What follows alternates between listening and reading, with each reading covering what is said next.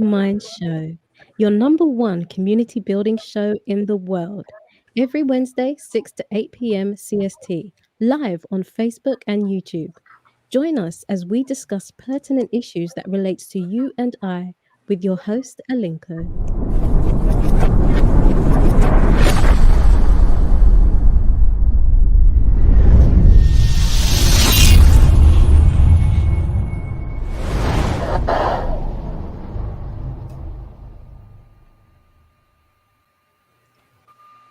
Hello, everyone. This is the Progressive Mind Show. My name is Alinko, and today we are very excited to be talking about the topic that we chose today. It's Thanksgiving week, and we are going to be not discussing, but sharing with you why we are thankful. Please help join the feed and help share the feed so that your friends, family can participate in tonight's conversation. Again, this is the Progressive Mind Show, your number one community building show. We apologize in the late start of this episode, but please remember that this is not just us on this platform coming to talk about why we are thankful. You are part of our community, and we encourage you to share your stories while we go along. Definitely, we'll take the Captain Mike segment because we can continue the show without him. He would get us the information regarding health, sports, and weather. Once we're through with Captain Mike, we will be listening to our guest this evening. Beautiful ladies and gentlemen, we shall be talking to them in a little bit. Captain Mike has some information for us. Bro, you can take it from here. All right. Well, we'll start with the current weather at Midway. Winds are out of the south, a little bit gusty, maybe gusting up to 20 miles an hour. Temperature about 51 degrees. It's going to be dropping to about 45 degrees. And rain and some showers are moving in. Probably start around 8 p.m. or so. So get those umbrellas handy. And we'll talk about the rest of the forecast. Yeah, tonight, showers around 8 p.m. South winds. Tomorrow, we're going to have northwest winds, 10, 15 miles an hour, some a little higher, high of 40, low of 25 degrees. Some rain, light rain showers, maybe some snow showers that are continue overnight. Into Friday, we have 35 degrees, a low of 20. It's going to be actually colder than that with the wind chill, so make sure you dress appropriately. Winds are out of southwest, about 10 miles an hour. Saturday, we're going to start out partly sunny, but then the clouds going to move in late and possible light rain and some snow, turning into snow later overnight into Sunday, where we have light snow. We're going to have accumulation is about a half inch, not too bad. It's going to be windy Sunday, overcast pretty much all day. Northwest winds. Monday, high of 40, low of 32, sunny. Tuesday, mostly cloudy skies, high 43, low 34, overcast skies, northwest winds. We keep those winds out of northwest. And Wednesday, partly sunny early, but then the clouds are going to move in later, and we're going to have a high of about 43 degrees. So overall, not bad, but Friday, definitely make sure you're prepared. Have those gloves and those hats and scarves ready. In sports, we have the Bulls tonight in Houston. They're going to start at 7 p.m. And, of course, tomorrow, the Bears are going to play the Lions starting at 11:30 a.m. Get into our health and fitness report. The question is, does exercise make you happy?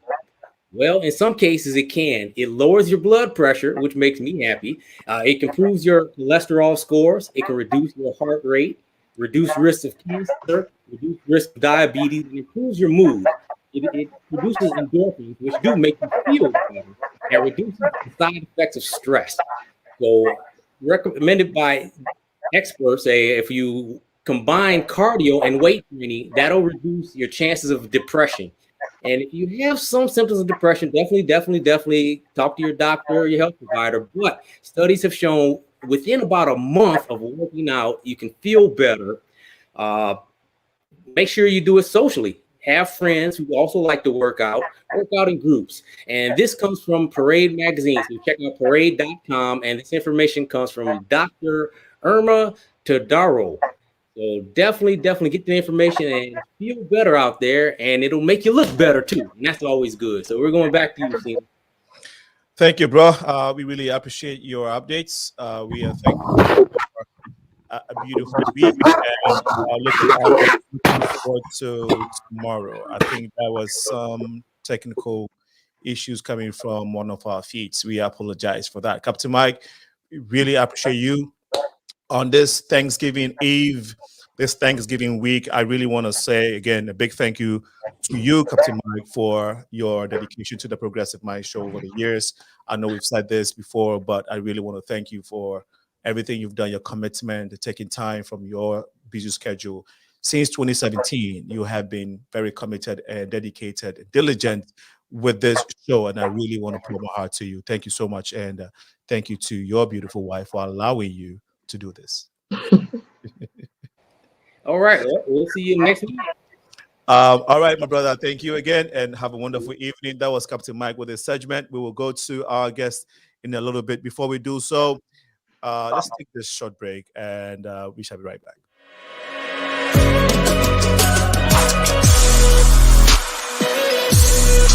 Very talented young people who have decided to follow.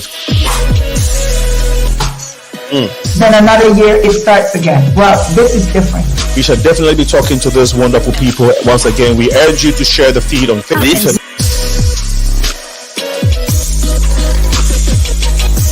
Hi there, I'm Faida, and today we're going to be talking about the African diaspora in Mexico. The school and the African kids can come to America and go to school. Whether UK likes it or not, I have to leave this country. I became a member and the chief of the Vice Lord all in one day.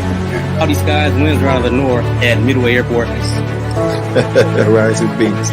Okay, kids, we have had to come to an end of this beautiful set. It's not about race. This is the inside account of a week that brought the Rainbow Nation to its knees.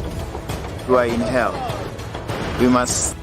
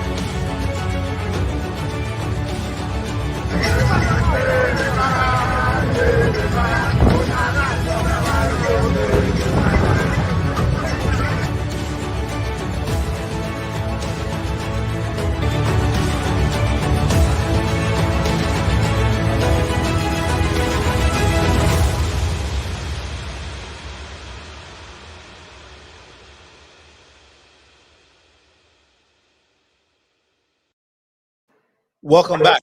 And on this episode, we will be talking to these beautiful ladies. My guest for tonight episode is Attorney Meredith Hammer.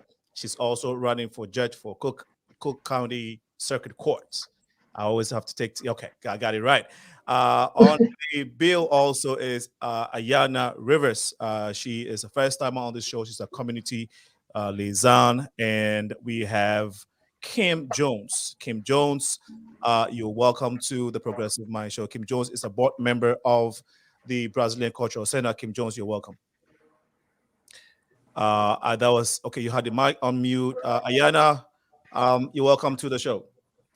Thank you. Attorney Meredith, it's a pleasure having you. Thank you so much. You know, when you're addressing attorneys, you have to use different adjectives, you know, so I'm trying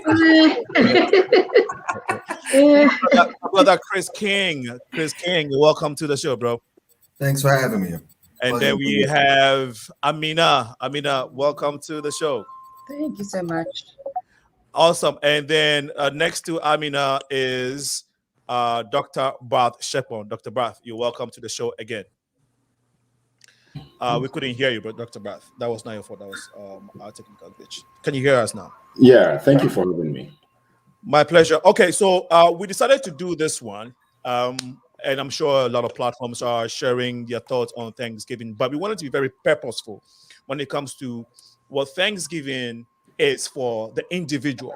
Now, we know it's a day that we celebrated in America, you know, day that is dedicated to give thanks But as individuals, I think this Thanksgiving concept should remind us of some of the very important and fine things in life that we miss on a daily basis due to all the things that we have to juggle with.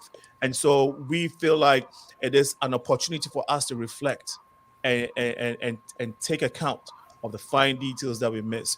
And so feel free to join us if you're watching us on Facebook and on YouTube.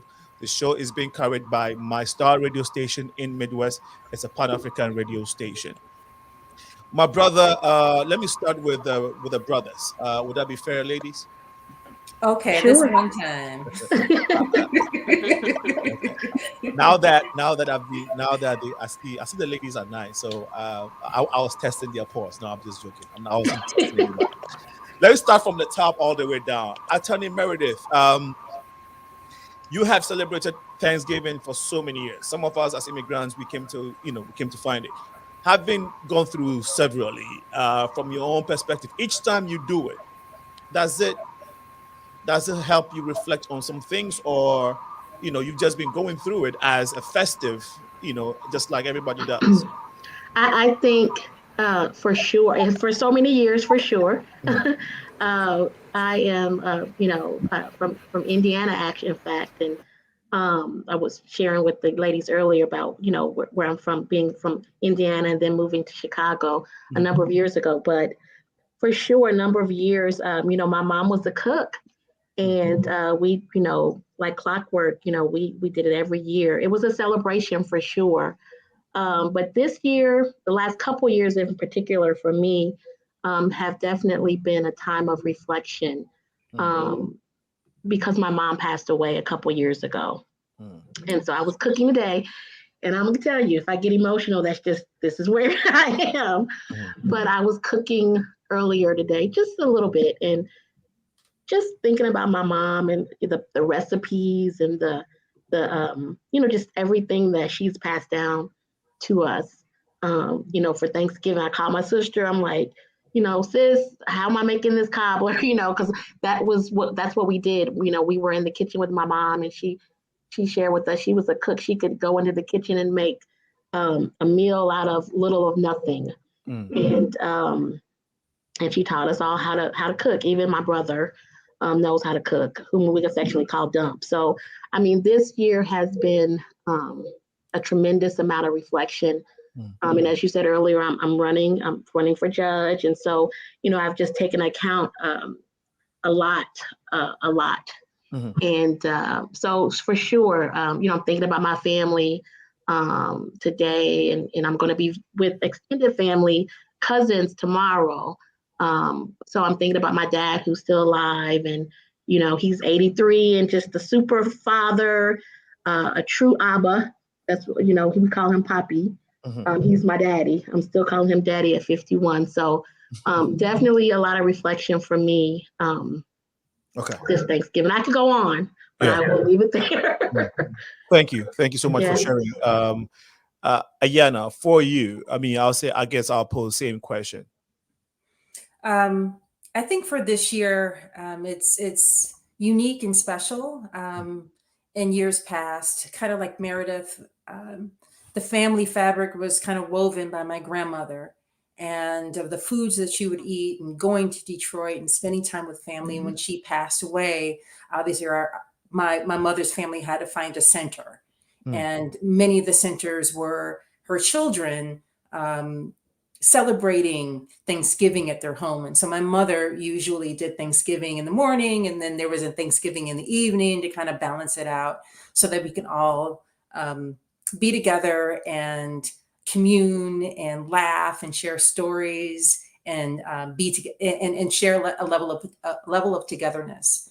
I think after going through the pandemic last year, we were encouraged to Zoom Thanksgiving. And so now we are in a position where we can actually share Thanksgiving. I'm from the hospitality industry. And as we all know, hospitality and the tourism industry was hit really hard. And so as I reflect on what I'm thankful for, obviously, I'm thankful that I have my family with me. Got a 19-year-old son who just returned from college, So there are a lot of different things that I'm thankful for individually. Good health, good friends, an opportunity like this to commune with you all.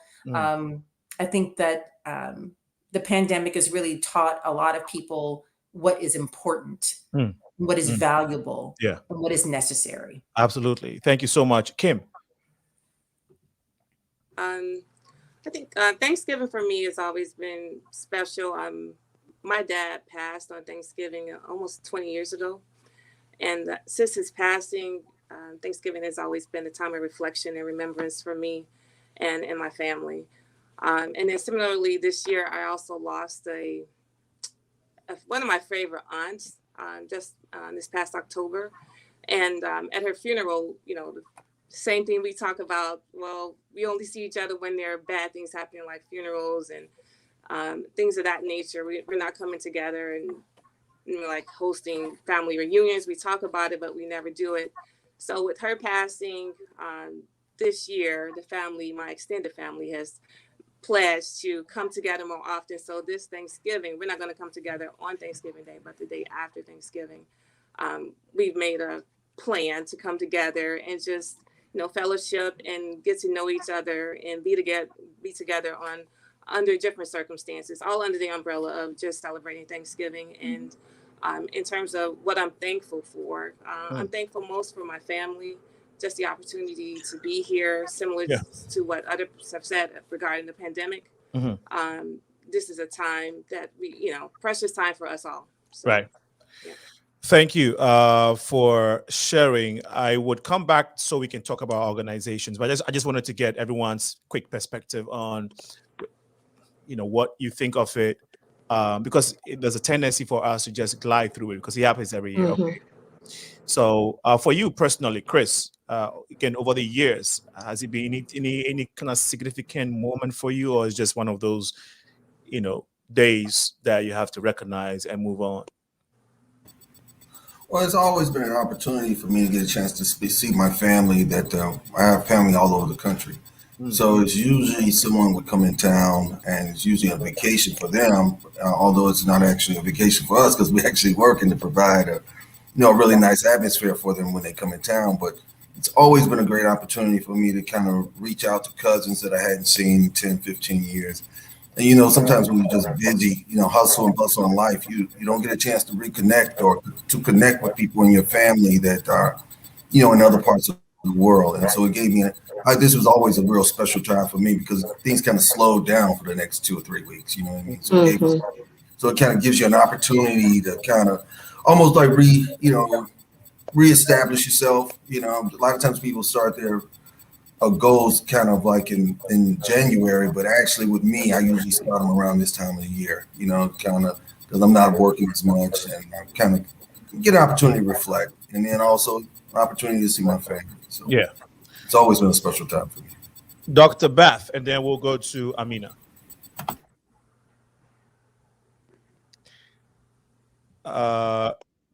Okay, we're good. Yeah, now we can hear you, Dr. Beth. All right. First of all, I was just kidding with a friend today, and he was happy Thanksgiving. I said, well, every day is Thanksgiving for me. But first of all, for just being alive and healthy, but this year, as a matter of fact, I don't know. I lost my this year has been really difficult. I lost my father-in-law, due to COVID in February, which really took a toll in the whole, in the entire family. And I myself, as a way of saying I thank God for everything, was I also contracted COVID and I survived. But the most interesting thing, or for me, that I would say that I really am thankful for, is that this year my wife gave birth to our second child, which is something to, so it's been a year that has been full of emotions, and you gotta say congratulations to him.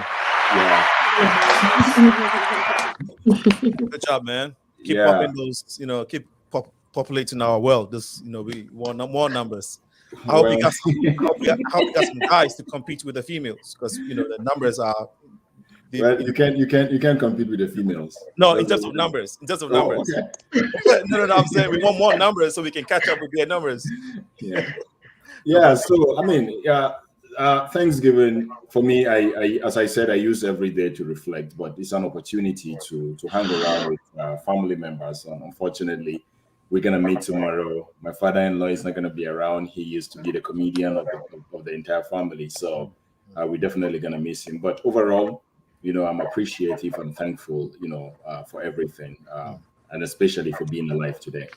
That is a very great. I was going to ask you and as an African, we didn't have that, but coming here and have to. So how significant is it for you as a person to know that every year, even if you're not able to do it by yourself, there's a time that we all have to halt, come to a stop and dedicate time to be thankful. How significant does that become for you as as an African immigrant just like me? Yeah, it's highly significant, to be honest. I mean, when I first got to the country about 17 years ago, I didn't really understand the concept of Thanksgiving, my first few years in the country, but I thought it was just an opportunity for people to sit down, be together, eat, and just enjoy, But the longer I stay in this country, I mean, I had to create my own perspective of Thanksgiving, whereby I reflect, on the things that I'm thankful of. Also things that I maybe need to change. It's not all about eating and watching the game or having fun with family members, but at the same time, it's time for self-reflection. Yeah, no, that's a powerful point. Thank you so much for sharing, Dr. Barth. Amina, you want to share your perspective too? Sure. Can you hear me? Yes, we can hear you. Okay, great. So, growing up in my household, we definitely celebrated Thanksgiving just like every other family. Elaborate meals, definitely an opportunity to visit, with family that you haven't seen in a very long time. And just kind of like reminisce and, talk about future plans as a family. But I stopped eating meat at one point in my life. And the appeal of sitting, at a table full of like turkeys and hams and Lord knows what other kind of animal on the table became less and less appealing to me. So I had to find other reasons to want to get together on Thanksgiving Day. Right. Because at the end of the day, everyone's echoing the same thing, that we should be thankful or grateful, 365 days out of the year. So for me, since I couldn't really partake in the eating and festivity part of it, I had to find other ways to kind of appreciate the day. And I just started doing more research, to be honest. Technically, I don't actually celebrate Thanksgiving because I realized as an adult that the story of Thanksgiving was not told correctly, in the school system that I went through. This day, there's two sides to the coin. And as a person of color and a person who is from like a marginalized group, I really want to hear the actual story from the Indigenous Americans, like what actually happened during that time. And they're getting a lot more visibility, in the past couple of years, a lot of it having to do with people just kind of being more plugged in to social media.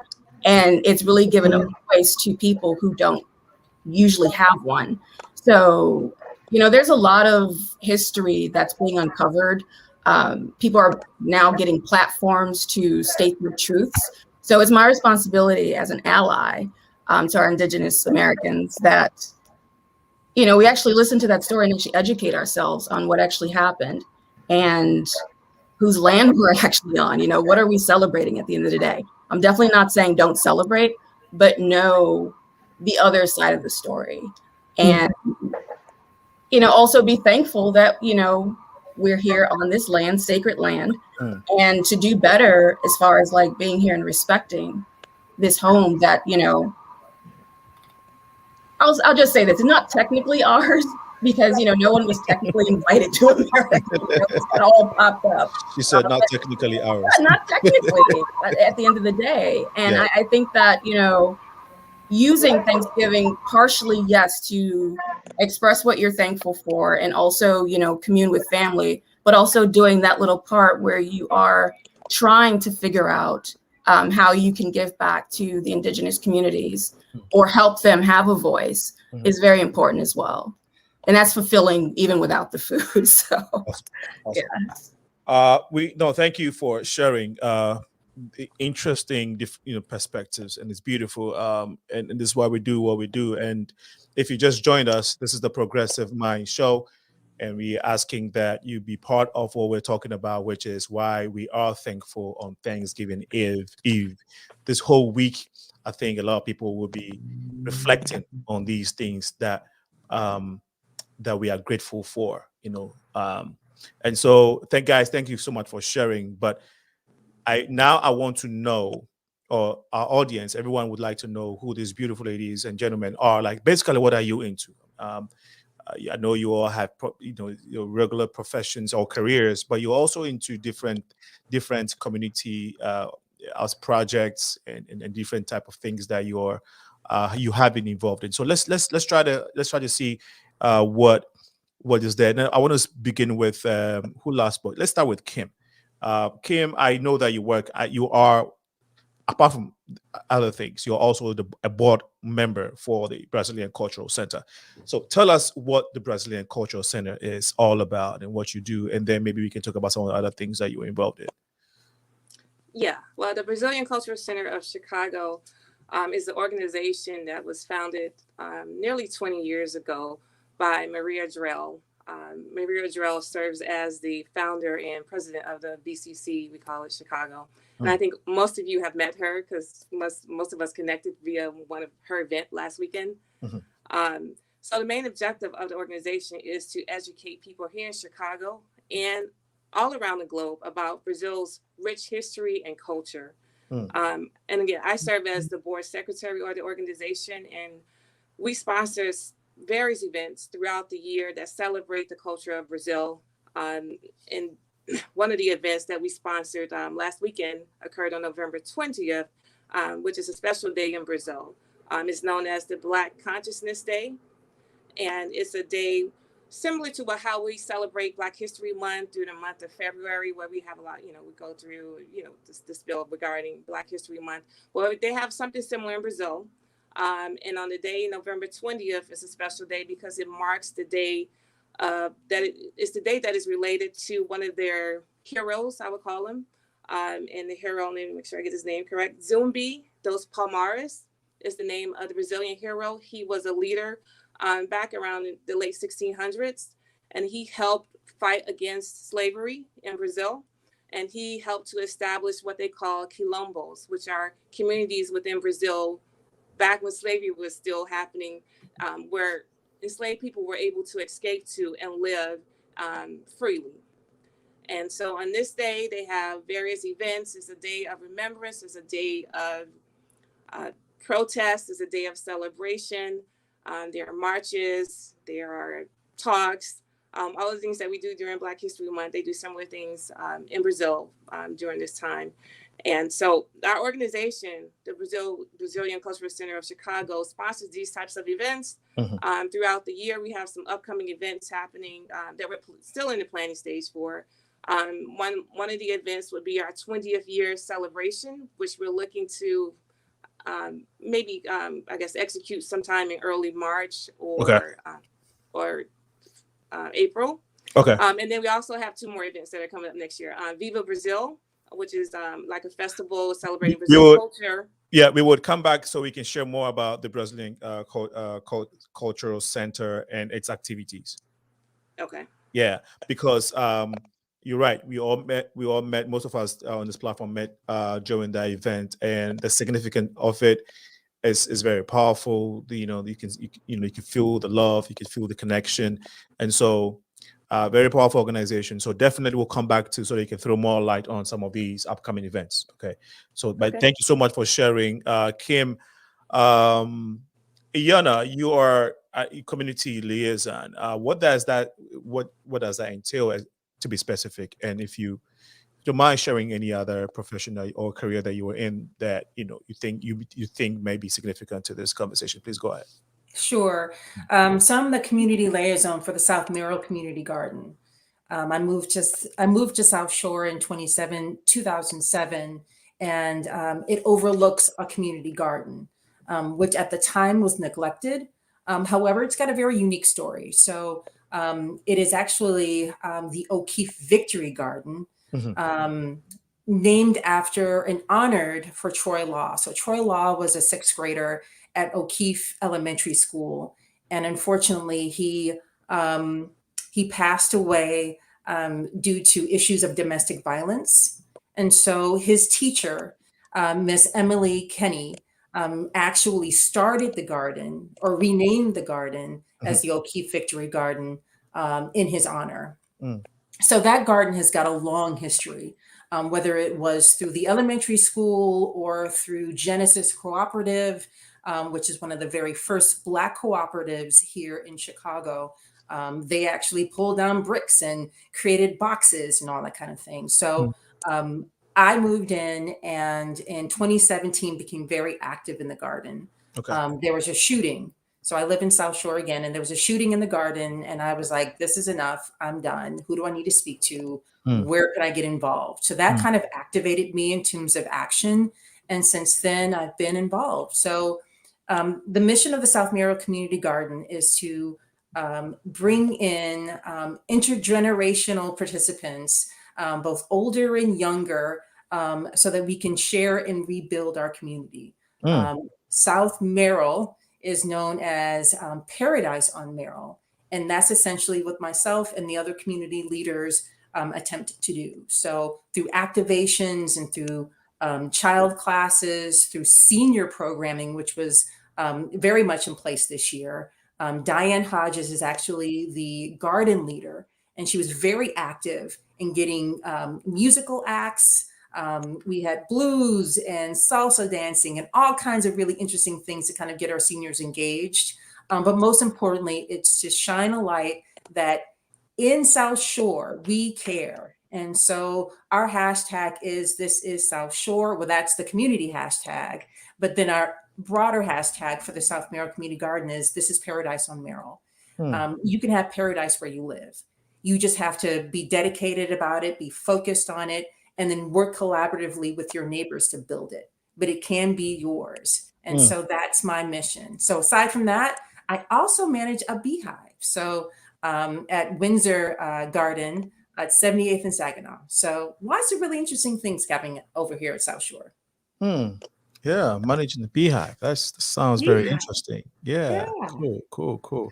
Thanks for sharing, man. The story about community organizing and building and making your community a haven.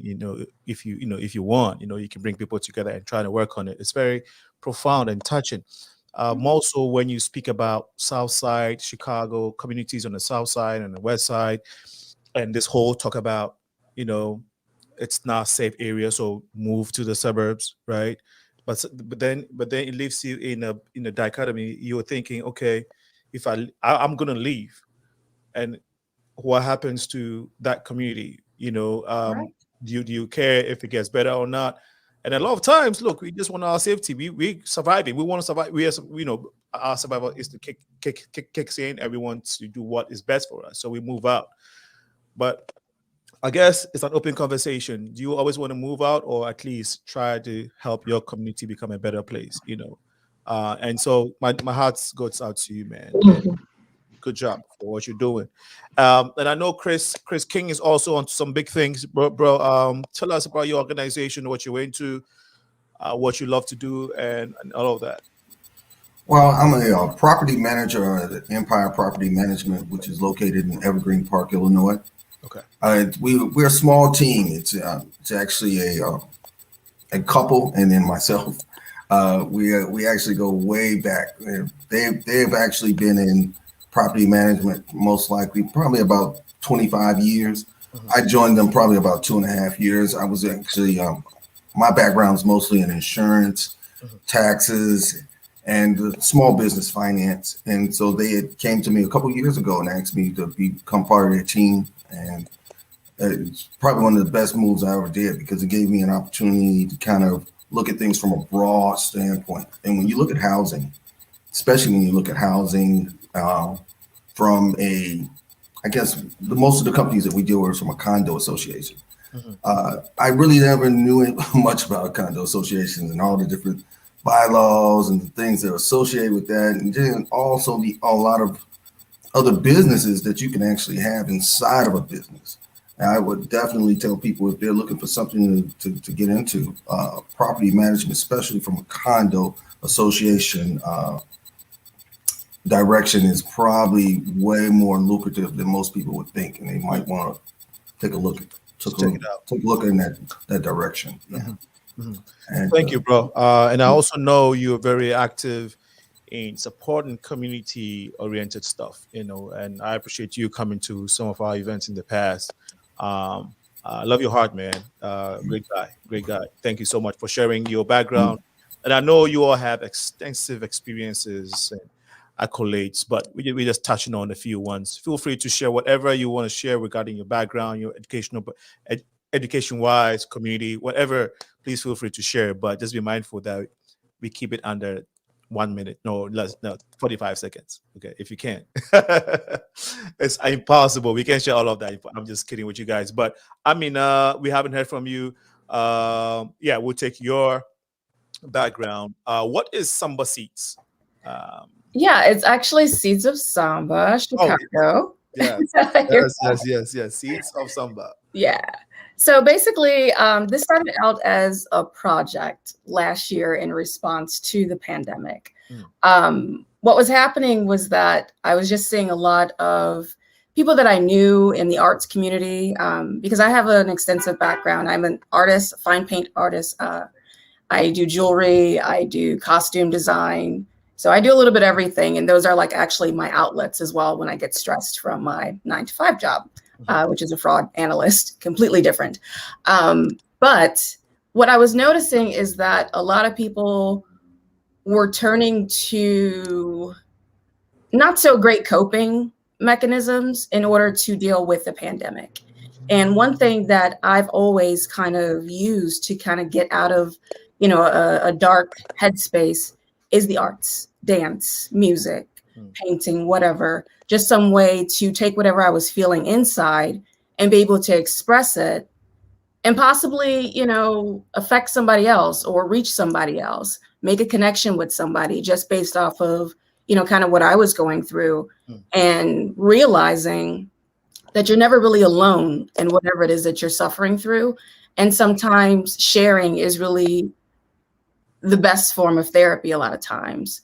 And it just came out of a response of people that I knew that had really bubbly, bright personalities start to retreat. I was starting to see it like all over their faces. The things that they were posting online were getting, you know, a little bit more and more depressing. People were not returning calls. People who are normally very extroverted, normally very social, their personalities were starting to change as a result of being locked up, you know, indoors for over a year. And I was wondering, how on earth is that affecting the kids, you know? Because kids are not, this is the first time any of us have lived through something like this. And kids did not know what was going on, essentially. We were trying to warn them like, hey, this is what's going on outside, so you need to stay inside. But a lot of parents were juggling with, you know, working from home for the first time, still having to deal with, you know, trying to keep their kid up to par. So when school does come back into session, they're not falling behind.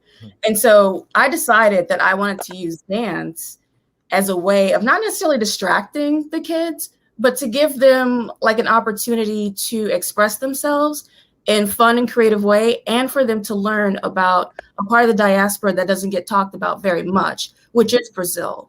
Because we say diaspora,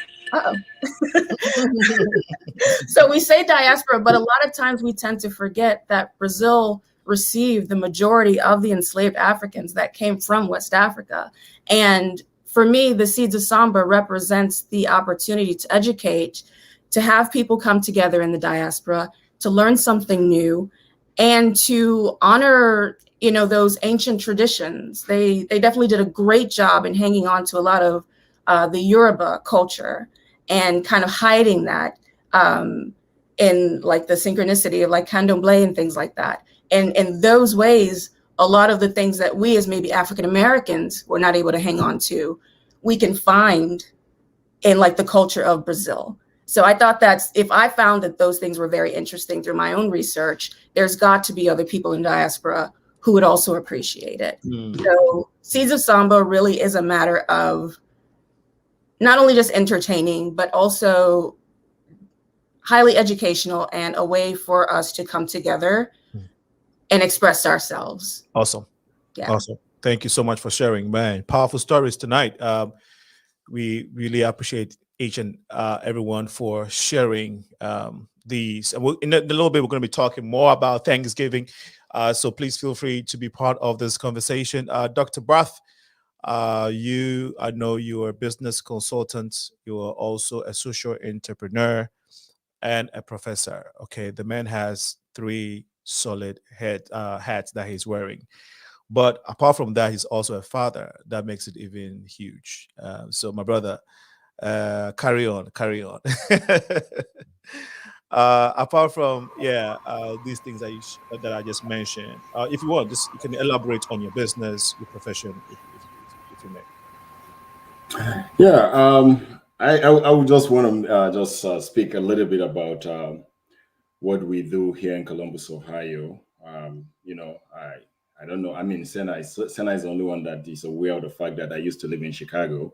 Yeah. Before I met my wife and she forced me to move to Columbus, Ohio. At first, I kind of hated it. There you go. I mean, I miss Chicago. That goes the confessions, bro. Yeah, of course. I miss Chicago very, very much. But at the same time, you know, I realized we realized something here in Columbus, Ohio. You know,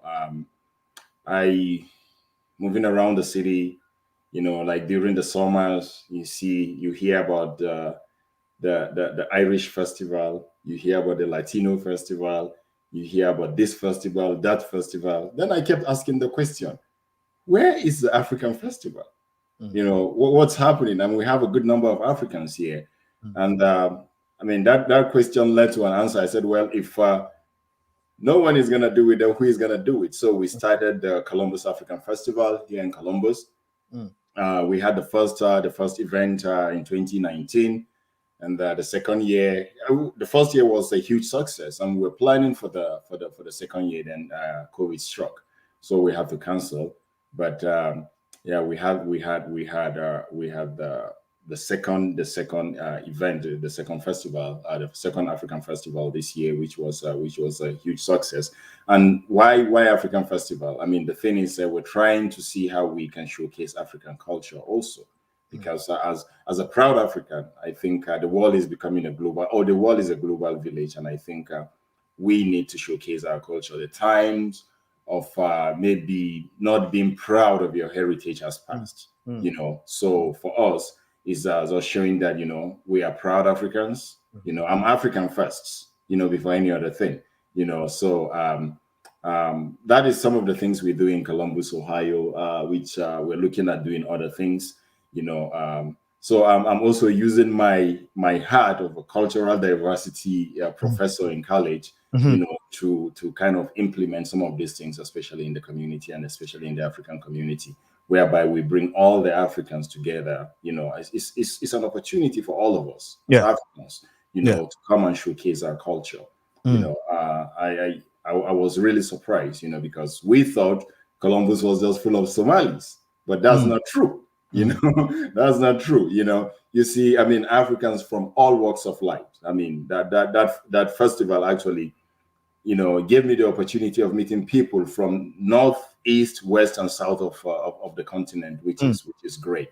So moving forward, we're looking at doing other things, especially in the African community, whereby, I mean, it's not just about celebration, but, you know, how can we also help each other as Africans living in a foreign land. Yeah, Africans living in a foreign land, the diaspora community, man. Powerful story, bro. So you missed 2019, last year due to COVID. And, yes. And did you try doing the festival again this year? Yeah, we had it. We had it in August. No, actually September 18th. Okay. That was when we had it. So next year we're gonna be having it on the 20th of August, 2022. And this year was a huge success. We were able to bring in the mayor of Columbus, you know, to the festival, which was great. So I'm so proud of you, and because it takes a lot to be able to break a norm, right? To be the change maker, you know, and it takes a lot of organizing skills and energy, because if it's new, and you know what, the truth of the matter is that Africa is not that popular, especially in the diaspora in the West, you know. So anything you're trying to do in the name of Africa, unless you are in a community that has a lot of Africans or Black people, people be like, even if there are a lot of Black people, you still have this type of look. What are you doing? And you get to be asked a lot of questions so that people can accept what you're doing, because so what is it about, or what is it going to do, you know, and all of that. So it's always difficult, more so going to a territory where that is not yet popular. Absolutely. You know? Yeah, in Chicago, anybody can do Africa, because you know the vibe in Chicago, New York. But like you said, in Ohio, so man, big ups to you. And this platform right here is representative of folks in the diaspora, you know, who are talking and looking for ways to connect us, you know, with different Blacks, but with same people, all with the African roots, same culture. And I think that you're right. It's time for us to, you know, connect the dots so we can create more awareness of a bigger community. Thank you so much for sharing. We are thankful. We are thankful today for even having a group of people like this. I'm thankful that when I was invited by Maria Drell to the Brazilian Black Consciousness Awareness Weekend, I went, and whilst I was there, you know, and whilst even trying to find it, I ran into these beautiful people. And what I found, the thankfulness here, is that had I not been there, would I have met them? Because in these people are so much power and resources and love. And I feel like as I connect mine and they connect theirs to others, and we keep connecting, you can see the power that can stem out of that. And for God to give us the opportunity, because I would have missed it. I was going to miss that event. So I drove several times looking for it and couldn't find the address. Whereas the address was sitting right in front of my nose, it just was not too visible because of the setting of the location. And I drove about 15 minutes just looking for this place. I left, but something said, go back. So that is why we got to be thankful, because there is something that God wanted to do. And so had I left, I probably would have missed it. And so, you know, some of these fine details are the things that sometimes when Thanksgiving comes around, it holds us, it helps us to catch a break and say, wow, God, what are you doing? And you know, if this is what you actually been doing, and I feel it and I see it, I want to thank you for it. You know, and like I said, we miss it sometimes. And so it's very important if we're able to catch ourselves. If we're not able to, but a system generates something that helps us to catch it, is very good, which is tomorrow, Thanksgiving. And so, guys, I know you are excited. Some of you are excited about your turkeys and all of that. And you shared the stories about why you are thankful. COVID has hit us hard. And there are a lot of things. One thing that you will say, I'll start with you, Attorney Meredith. One thing that you will say for sure, that among everything that has happened, all the good things, that one thing is one of the biggest things, one of the most significant things that you really want to take this day and be grateful to God, or, you know, anybody for. It could be a person, God, but that one single thing. I want to start with Attorney because of time, so we can just try to make it as snappy as we can. Attorney, you want the one thing I'm thankful for on this day? Well, that, I mean, aside everything, that one thing that you would say tops it all, that maybe your sister did for you, your brother did for you, or even it was something that came out of a miraculous act that you can only ascribe to God. Just that one thing. I just think it's the realization that my mom is still with me. I mean, she's now with the ancestors. You know, my mom passed away, like I said, 2 years ago, and that was just defining moment in my life. It changed the course of my life. And then my aunt, her sister passed away 3 months later. Another great, just super great person in my life. She was the first African-American female chief of police of the San Diego Police Department. So, I just came, I was very sad and just, I don't know where I was, for like a year, but just the realization that they're now with the ancestors and able to just continue to guide me. Like you talked about coming to the Brazilian culture event. I feel like my mom, my aunt Roulette, they're still with me, and even more so, there's a poem that, phrase in a poem, I think, by Maya Angelou that says that I come as one, but I stand as 10,000. And so I feel like I stand as 10,000. I come as one, but I stand as 10,000 to the 10,000 power. Now I'm just very powerful. I'm on a journey, a very difficult journey. I'm running for judge countywide. It's been challenging in a lot of different ways, but I feel so powerful. I feel blessed. I feel like I'm being guided along the journey. So that's the one thing that I'm really grateful for is just the realization that, I have, my mom and my ancestors with me to continue to guide me. Thank you for sharing. And we want to extend our sincere condolences for your loss. I know we're all praying for, everybody's praying their heart for you as we're listening to the story. So, and good thing that you are in a better place, right? I'm sure that in the past, anytime you share the story, you would cry, but I would, and I'm telling you, the fact that you didn't drop a tear shows that, like you said, you get into a good place, where you don't always have to, break down emotionally, but you're taking it in a good way, man. God bless your heart. Thank you. Man, that's powerful.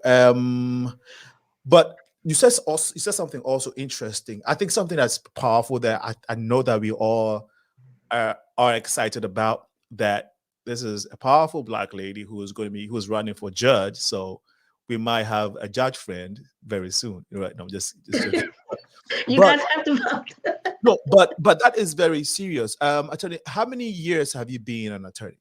20, over 20 years. In the state of Illinois?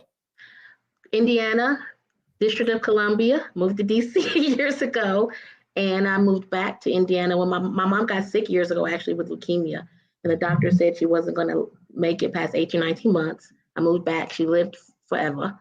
Then I moved to Illinois. Okay. So I'm licensed in 3 different jurisdictions. Yeah. And what area of law? So I practice, I've done a lot of things, but I've been a professor as well, but primarily civil area. So real estate, probate. I help people with, their wills and their estate planning, and real estate. I do a lot of real estate deals, and if you want, I can talk to you about a real estate project that I started to build reasonable, affordable homes. So those are the areas. Those are the areas, and every attorney does divorce, right? No, I don't. I don't like to do divorce law. It's too emotional. I get too involved. I refer those cases out to some very good attorney colleagues, to be honest with you. Look, I was just share I remember when I was going through mine some years ago. Yeah, she's like, you know what? She told me, after this one, I'm done. I'm done. I'm not doing no more divorce. I'll stick to other things. I'm like, I tell you why. She's like, she said exactly what you said. Emotionally, yeah. Draining, So, well, so thanks for sharing. You practice in 3 different states. You said something about some of the things that you do is helping people with will and all of that. Yeah. Now that is a very interesting conversation that I know it's not popular in the maybe African Black community. Tell me about it. It's not, and I'm trying to figure. It's really, I think, an important conversation. I say estate planning, and just really understanding how to preserve, the legacies and the wealth that many of us have built a lifetime, have spent a lifetime building up. I see so often, property investments just lost just because people aren't educated or are not informed on how to protect those interests. Or will, right? The will, right? Making wills. Well, I mean, I have a whole conversation around this, but not just the will. My question is from your, long time practice in this field. Have you noticed that gap where, Black people in general, where we're not necessarily paying attention or willing as much as we should? Oh, absolutely. A lot of the times it's the men. The men I don't know if they just don't want to have the conversation about, death or, but I say we need to have the conversation about the afterlife. What's going to happen in the afterlife? Right. Because I hear a lot of times, he passed away and there was no will. She passed away and there's no will. Even when, what's this star? Is it Gladys? Prince, you got Prince, my God, Prince. I'm devastated. No will. Prince right, Franklin. yeah. I think Aretha Franklin had a will they found, and there was they were fighting over it. So it's a simple, estate plan. Power of attorney, financial, healthcare power of attorney. IYONNA, you've listened to her. Maybe look, this is Thanksgiving Day. We'll come back to Thanksgiving, but I just wanted to dwell on this a little bit, so we can just get our opinions. Why do we have that problem? It's interesting. I think what I did for my son, because I'm a single mother, and I wanted to be able to preserve and create financial wealth and generational wealth. Yeah. I spent a lot of time in New York around my Jamaican brothers and sisters, and there was a sense of progressiveness. Like, we need to make sure that we preserve our homes. We need to pass it down to our family members. It was more of a collective action. And I'll be honest with you, when I was growing up, there was no real conversation of wills or estate planning. When you died, your stuff went, up in the air and folks fought for it coming down. I mean, so I think now with the conversations of like African solidarity, like we need to build our communities, and with the conversations of building communities is like, well, how do you build generational wealth? I think that's more of a conversation today more than anything else. Kim. I think Black folks are starting to make those connections now. As you said, Meredith, there is a hesitancy to talk about what's going to happen in the afterlife. But the only way that you preserve that is if you have the conversation today. And is if you build it today. And whether that's through property or real estate or investments. I'm a part of a group. They talk endlessly about cyber investments and other things of that nature. So, I mean, I think now it's a time for Black folks to kind of step up into the forefront to own their own destinies versus allowing for others to kind of craft it and craft the narrative for what we can do as Black people. Thank you. So power to people, y'all. No, I'm just kidding. Thank you. And as we are all learning to do this, I think the culture of not making a will is still very prevalent. Kim, do you agree to this or no? And if you do agree, why? Quickly. Why do we have this issue of not making wills as Black people? Well, I do agree that it is an issue, and I think it's in part an issue because a couple of things. Awareness. We need to be educated. People of color need to be educated about estate planning, drafting a will, and the overall importance of that. And I think there's also a barrier when it comes to the cost. I'm a single parent. My daughter has special needs. And so it's on the forefront for parents like myself. We have to develop a special needs trust for our kids because we're always concerned about their future. But I think those two things are barriers right now. We need the awareness, and we need the funds because it costs, right? It's not free. Yeah. I turn, and then you wanted to respond to that. Is it expensive to make a simple will? It's not expensive to make a simple. I don't think it's expensive to make a simple will. I don't even. Trust. I guess I'm thinking more about trust. Yeah, I don't think it's even expensive. Well, in my opinion, humble opinion, to make an estate plan compared to certainly to the cost of what it's going to cost if you don't do it. and then you pass away, and I mean, it could be tens of thousands of dollars that you lose. But for me to make, I can tell you what it's going to cost for me to do it. I mean, it's really not that much. Generally, how much would it cost for someone to make a simple will? So that to make a simple will, it can cost just a couple $100. Okay. But a trust, as Kim is saying, it could be $2,500 to $3,000. Okay. But like for me, I could work with you, over the course. And what I'm offering when it's a new year are free seminars so people can get informed. We're living in a virtual world now, and I'm willing to do just the seminars just to get people thinking about it. And put some protections in place, just something. I mean, some things you can do with very little cost, like a payable on death deed, that kind of thing, or accounts. You know what I mean? So it's just having those conversations. Yeah, actually, we'll do a special one on that because it's a big conversation, and people can get discounts. You said you work with people. Payment plans. Yeah, I know your heart. I mean, you've always worked in the community, you've always been involved. So I know you can. I mean, we can have a good conversation on that and encourage people to do this. I mean, now, okay, we take a halt. It would not be fair if I move on without getting the rest of your perspective on will. So quickly, is that an issue, and why are Black people not necessarily willing as much as we should? Amina.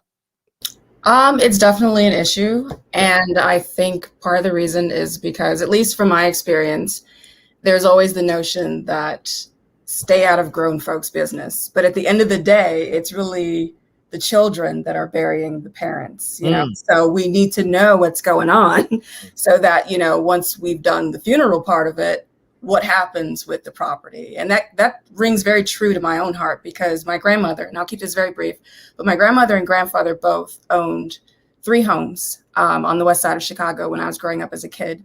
And the homes were meant for, in case anything happened to us and we fell on hard times, we did not have to go to a shelter or something. We had a place to go. Unfortunately, when they passed, all 3 of those homes went up for sale. They just got bought out, and the neighborhood changed, and it was just kind of like, well, that's that. But it wasn't anything in place, or at least no one knew about what was going on with the property, to where we could retain it and keep it in our family. Yeah, very, very important. Brother Barth, and then we'll go to Brother Chris. Dr. Barth.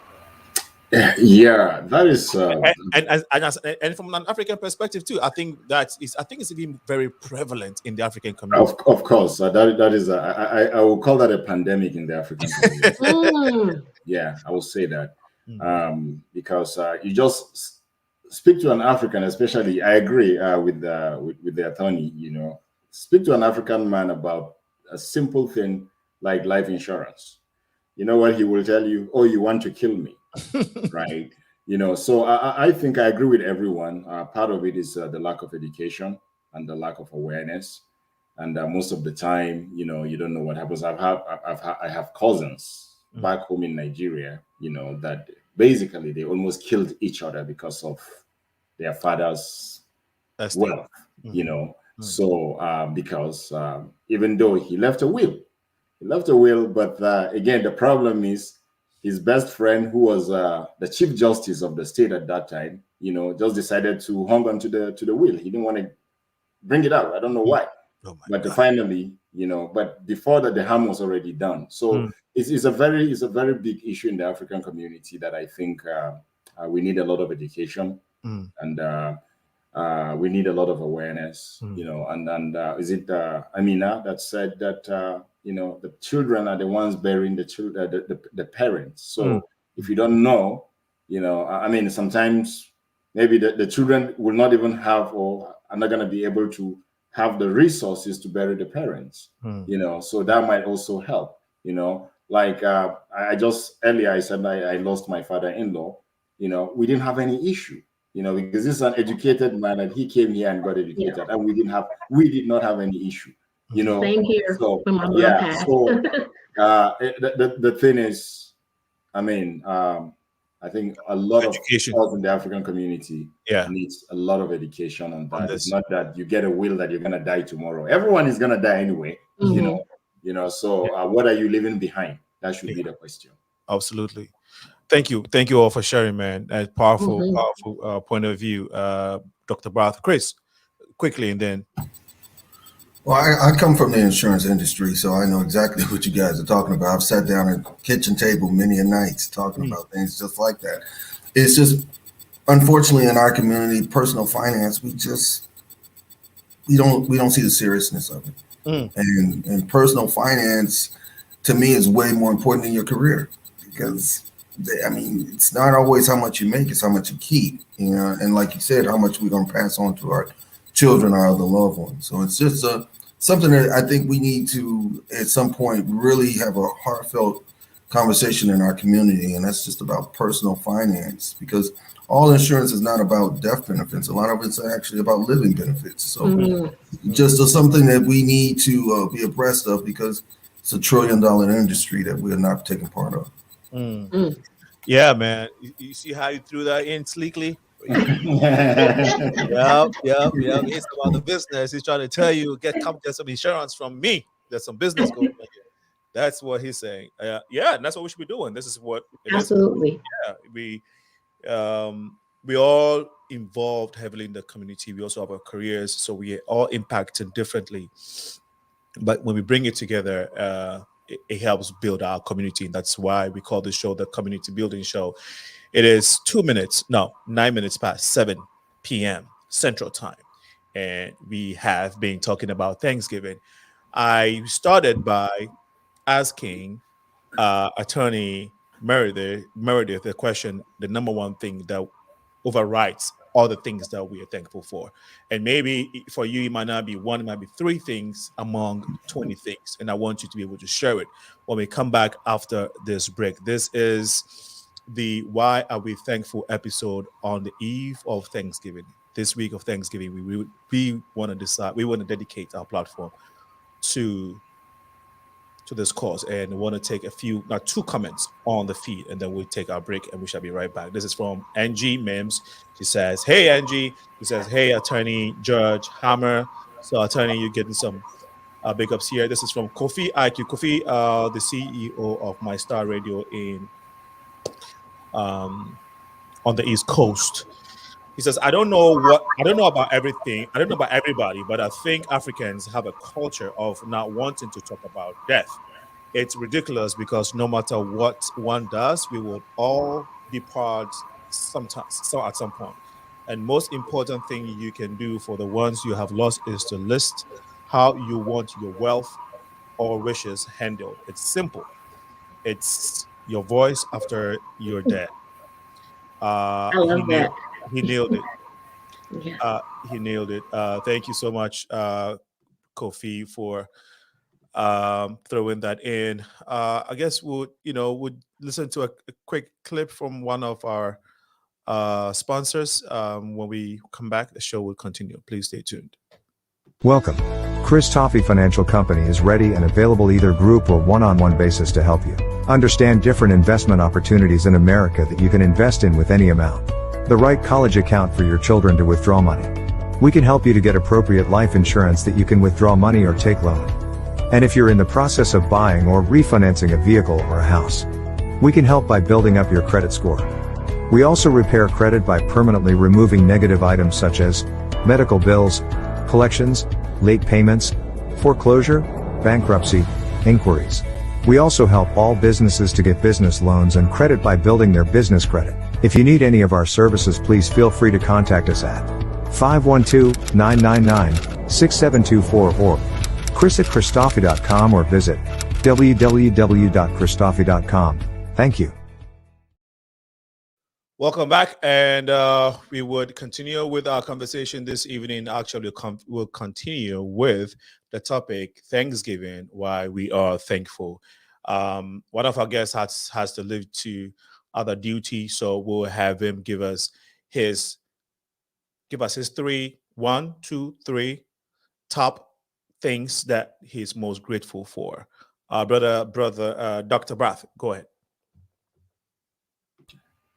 Yeah, I'll give you one thing that I'm grateful for. Among the many things among the many things, yes, among the many things, among the many things I'm grateful for, I will say I'm fantastically grateful for my wife, and this is a reason for pushing me to be who I am today. You know, so for that, I'm really grateful. And apart, among all the things that I'm really grateful for, I thank God, you know, for her and for making me who I am, for pushing me and, you know, encouraging me to do some of the things that I feel sometimes, you know, I feel like I can do, but she has been my voice of reason and also a source of strength. So I'm really appreciative for that. Thank you. Can we see this beautiful lady? Is she around? No, she's not. Oh my She's God, not. Mr. Queen. Okay. Please tell Mrs. Shepkong, the queen of the Shepkong's family, that we thank her for helping you be the king and be the man that you are today, and keep pushing you to be the best.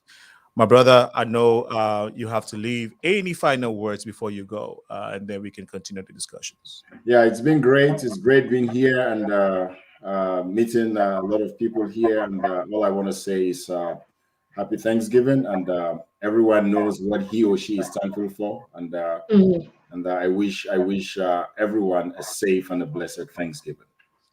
Thank you. Dr. Barth, thank you so much. And thank you. Have a good one. Thank you. Yeah. As always, you're part of this. We'll be getting you sometime on the show. Have a wonderful evening. Enjoy the turkey, especially the tail end of the turkey. See that? Well, I don't eat meat, so thank you. Okay. So the kids will enjoy the turkey. Okay. Who else doesn't eat meat here? Okay. All right. Okay. Because I think everybody was like excited when you said I don't eat meat. I thought the whole house didn't eat meat. Okay, some of us are trying to win ourselves from it, but you know, I wouldn't say I don't eat meat. If you put it in front of me, if you put it in front of me and I don't have a choice, you know, I'll survive, so I'll eat it.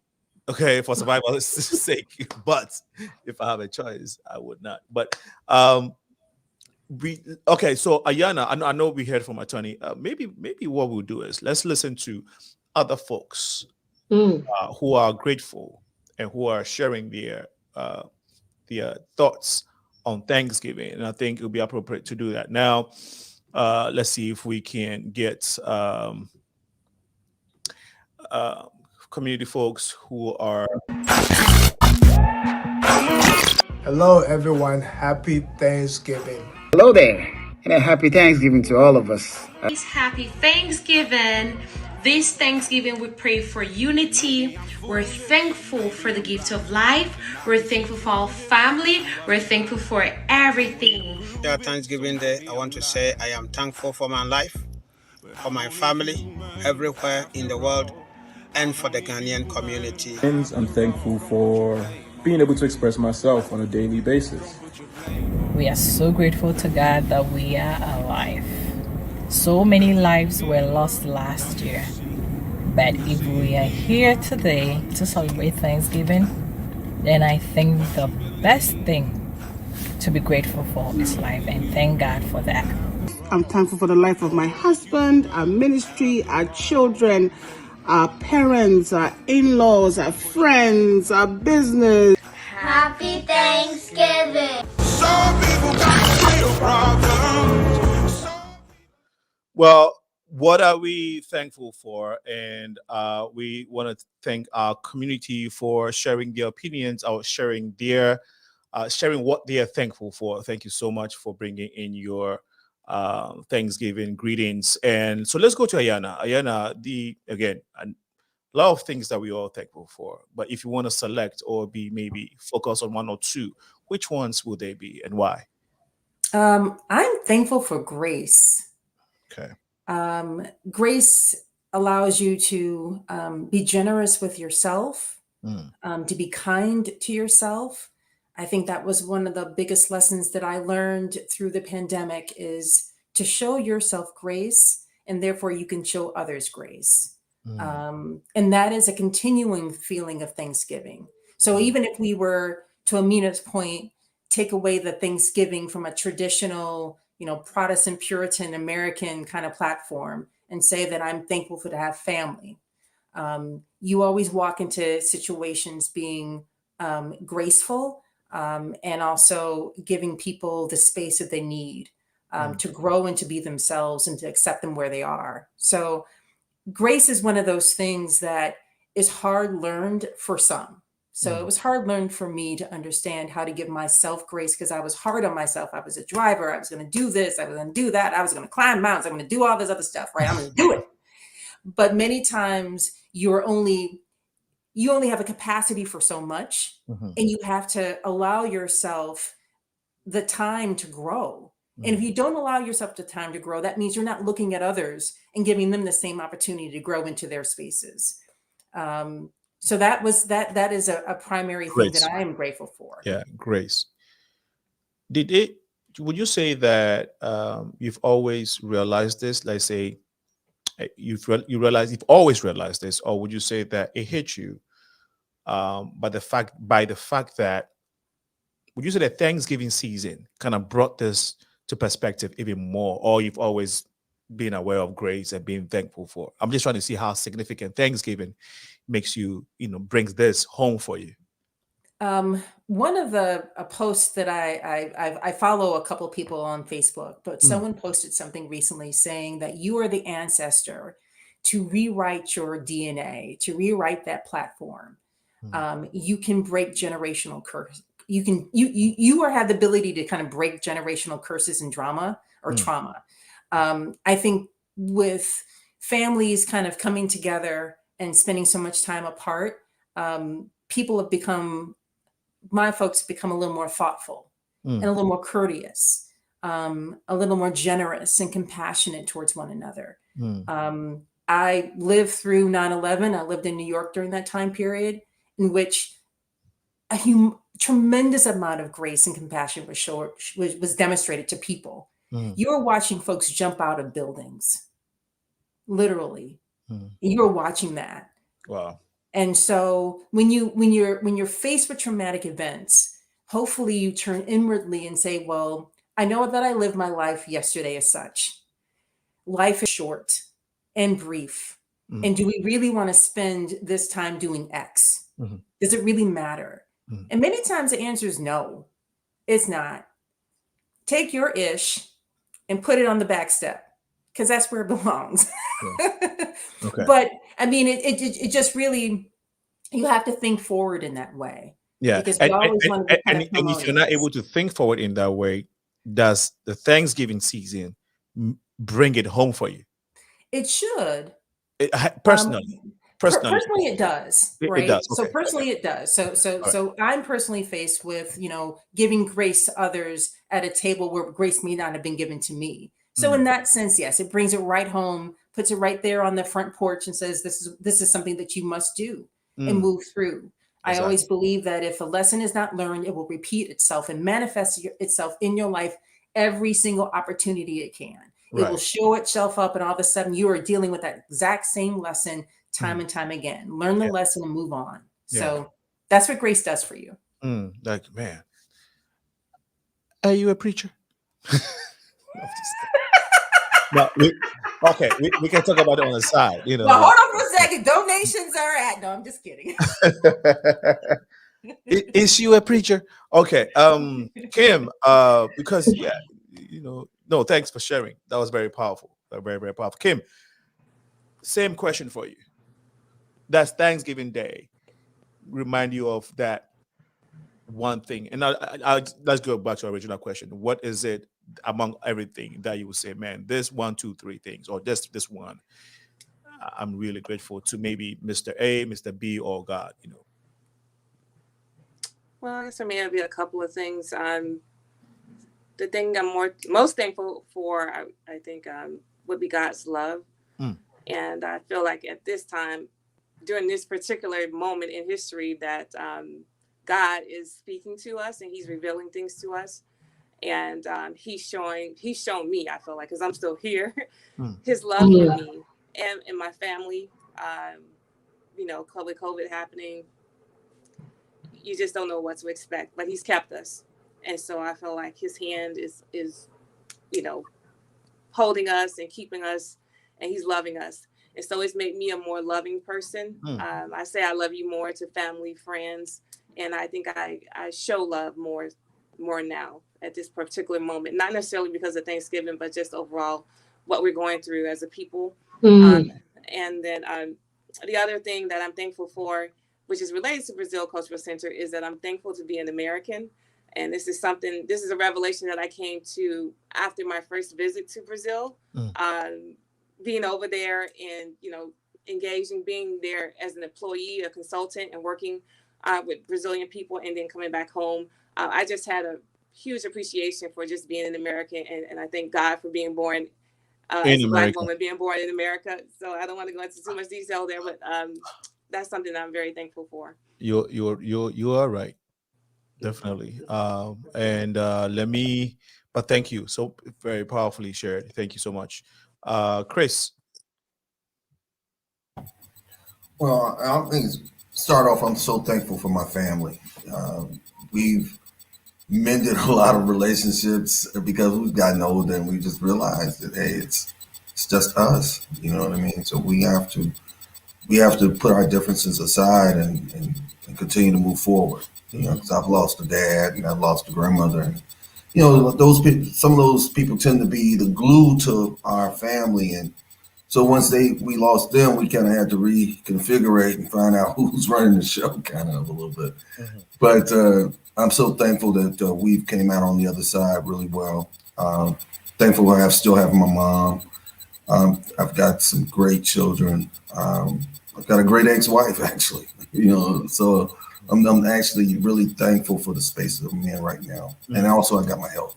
I got great health. Yeah, you got your health. Man, you can tell he has his health. You know, he hear that voice, look at my health. He has that radio voice. You know, if you're not healthy, you can have that radio voice. You know, no, Chris, thank you so much for sharing. You know, he knows I can mess with him.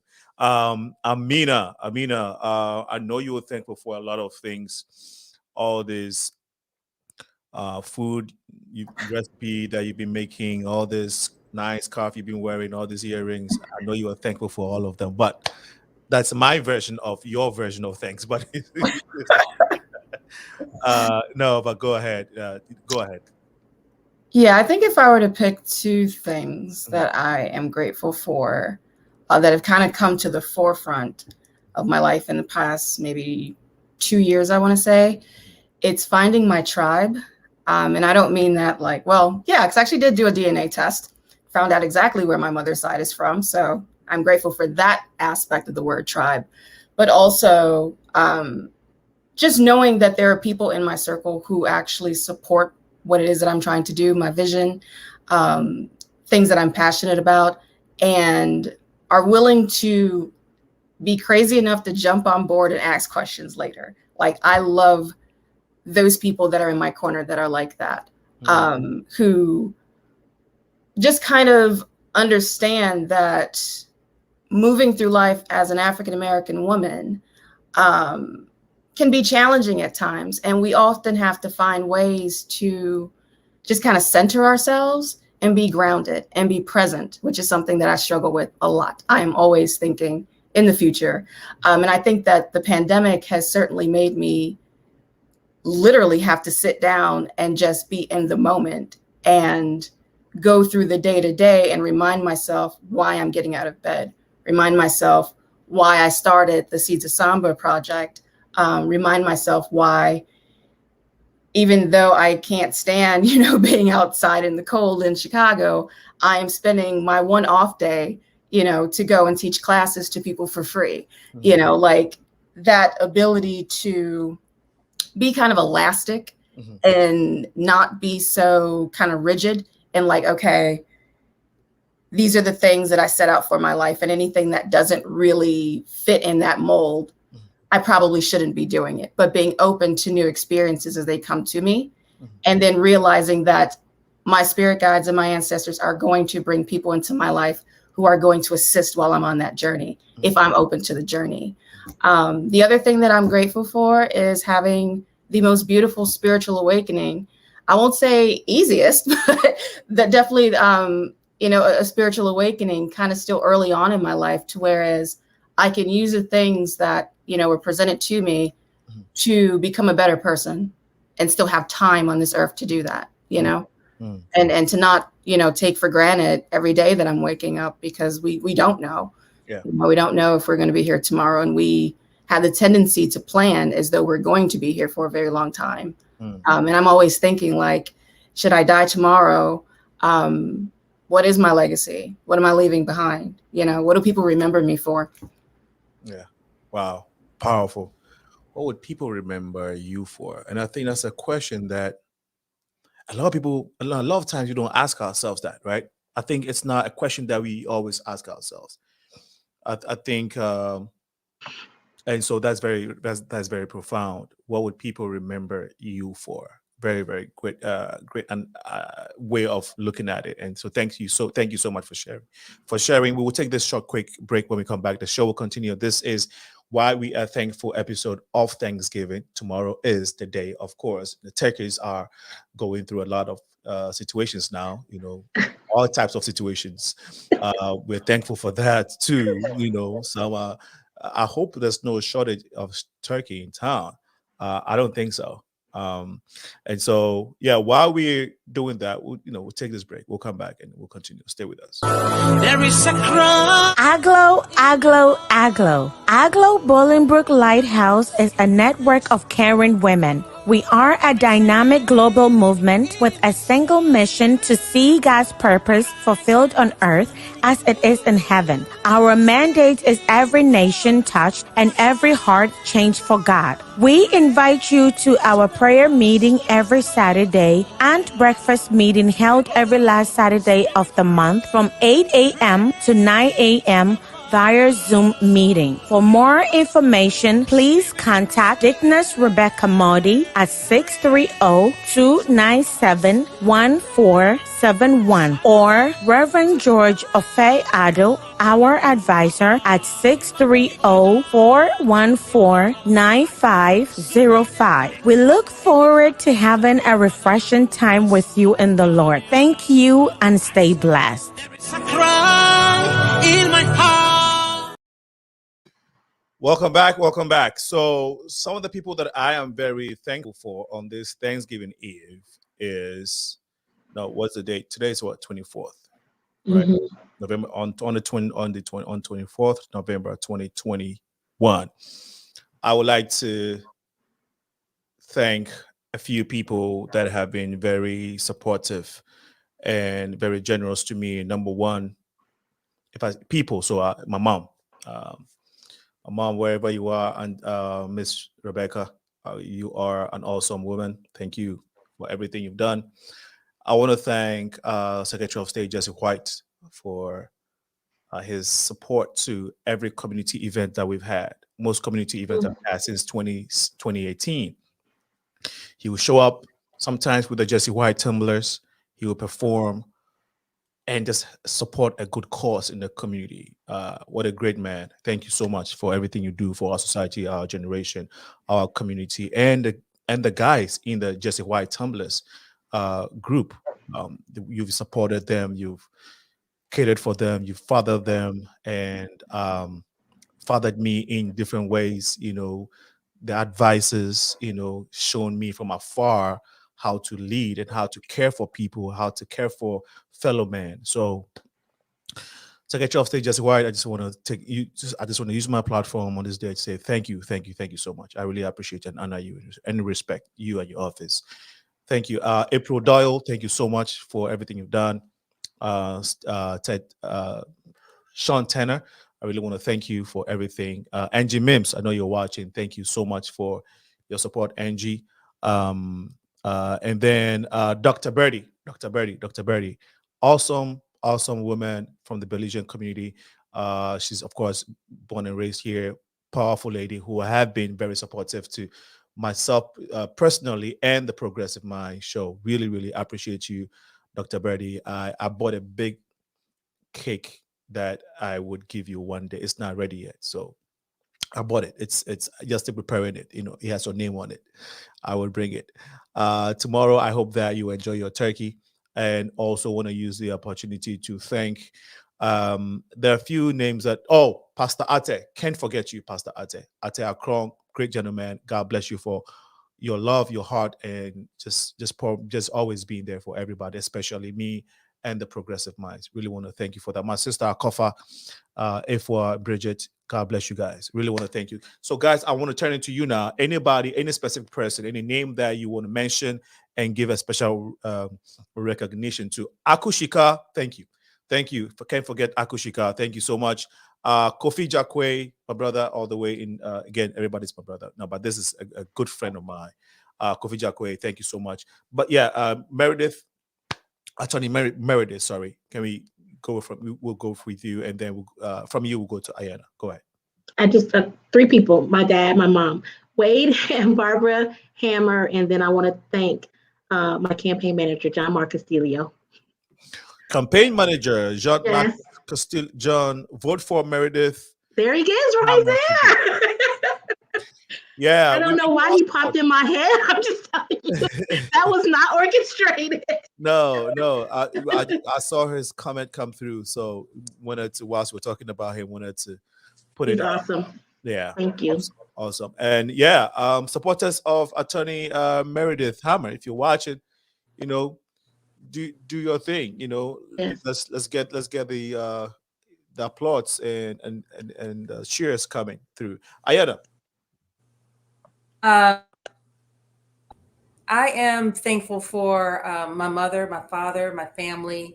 I've got an amazing 19-year-old son that I'm grateful and thankful for. Thankful for my community as well. So vibrant community that here in South Shore that is giving me a lot of purpose and direction. So thankful for that. Thank you. And any specific person's names that you want to mention too, Kim? Oh, well, I'm thankful for, of course, my family, my mother, Annie Jones, my sister, Vicki Jones, Maria Drell, of course, with the Brazilian Cultural Center, my best friend, Samantha Lewis Lee, who's probably on the call, and my contractor, I'm a realtor also, I didn't talk about that, Carl Jeffries or Muhammad. Thank you. I thank God for him. He has been a godsend for me. So those are people I appreciate a lot. Thank you. Amina? Oh, I didn't know you were skipping. Yes, I purposely skipped because I wanted to catch you off guard. Okay, well, you totally did. Yeah, I definitely want to say thank you from the bottom of my heart to my samba dance teacher, Josina Costa from Brazil. She reignited my passion to dance as an older dancer. I'm like 40 now. So getting back into dance has been challenging, but she's definitely been a great inspiration to me for that. Definitely want to give a shout out to Maria Drell for just being amazing and welcoming and open to dialogue about the common, circumstances that we have as Black women of the diaspora. And a special shout out actually to my dad in this case. We've had a bit of a tumultuous relationship over this past year, but he has always instilled in me to be very proud of my Nigerian heritage and to educate me when the school system would not. So that way I would never feel less than anyone and know that I too come from. Happy Thanksgiving! I'm sorry. That You did it on purpose. I swear you did. No, that wasn't. But that was a glitch. Go ahead. I'm sorry. No, I was just saying that I wanted to thank my dad for just instilling in me that pride as an African person living in America, first generation born, and to never feel less than because of that. You know. Thank you, Chris. If you have any, if you don't, I understand. No. Well, I'm definitely thankful for my children. I'm definitely thankful for my best friend Dave. He's having some health issues right now, so I'm really thankful for him and his soon-to-be wife Francine. Thankful for just my neighborhood. I live in a great neighborhood, and my neighbors are great, and we talk and we look out for each other. So I'm thankful for that as well. Thank you all for sharing. Well, since we have that little interlude, we go ahead and play it. I'm thankful for my life. I'm thankful for the life of my husband, our ministry, our children, our parents, our in-laws, our friends, our business. Oh my goodness, what are you guys thankful for? We are thankful for you, Alinko. God bless you. Happy Thanksgiving, everybody. Bye. Well, thank you. Thankful for your life, Shakushika, and your kids. Hello, everybody. My name is Efamiel, popularly called Kakape. On this special Thanksgiving Day, I want to say I am thankful for my life, for my family, everywhere in the world, and for the Ghanaian community in Chicago.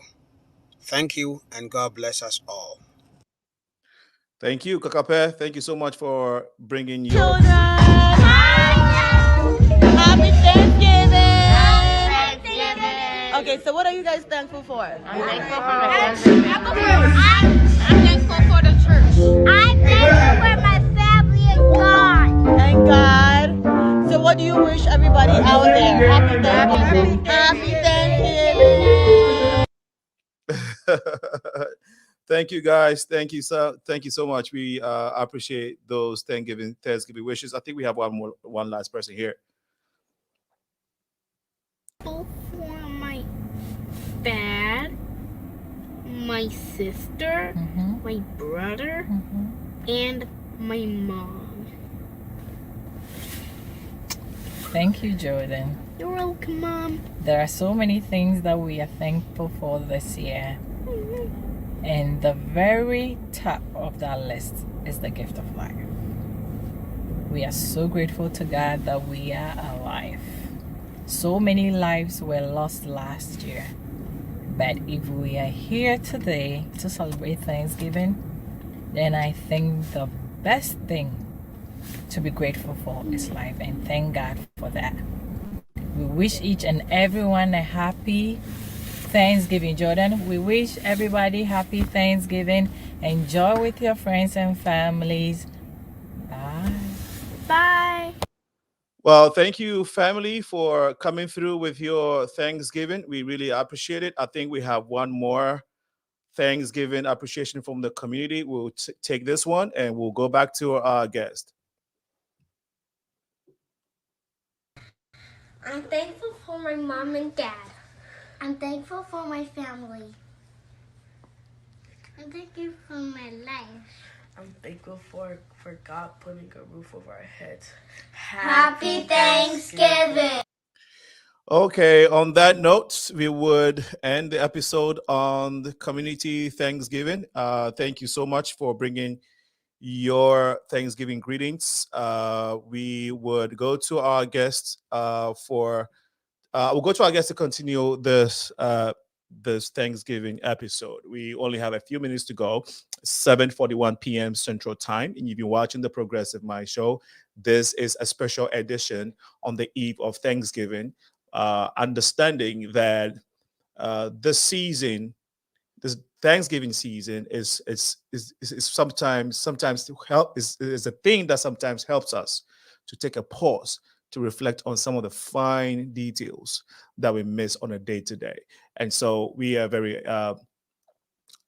blessed to and very fortunate to understand that it is a day that we only not eat, but families gather, share a word of prayer, show some more love, reconnect and rebond with the people that matter to us, and reflect, and also use it as a time in the season to literally mention names of people that we love and have been a blessing to us.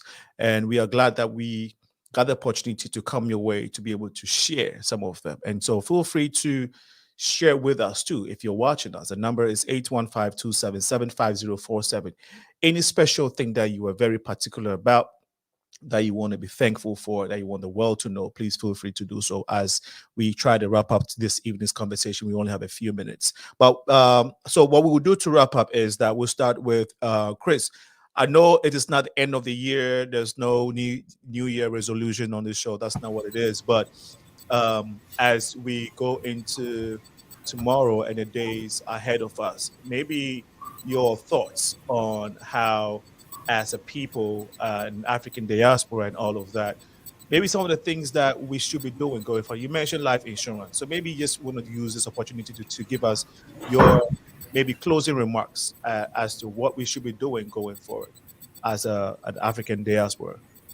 Well, I think first of all, we should become very good neighbors because we depend on each other. And we definitely need to, our neighborhoods need to become more safer. It's unrealistic what's happening because we're losing so much money just in our homes. Our homes, you go 3, 4, 5 miles outside of a black neighborhood, the same home's worth $100,000 more. That's insane. We have to learn how to police our behavior. We have to learn conflict resolution. We have to learn personal finance. We have to share our resources. And when I talk about resources, I'm not actually talking about tangible financial resources. I'm just talking about intellectual resources. We got to definitely start giving that because people are dying, but they're dying with all the secrets. You know, some of our ancestors have died with some of the secrets that would have changed a lot of our lives. So a lot of times we definitely need to have a different disposition when it comes to our neighbors and when it comes to personal finances and when it comes to passing on intellectual information. Wow.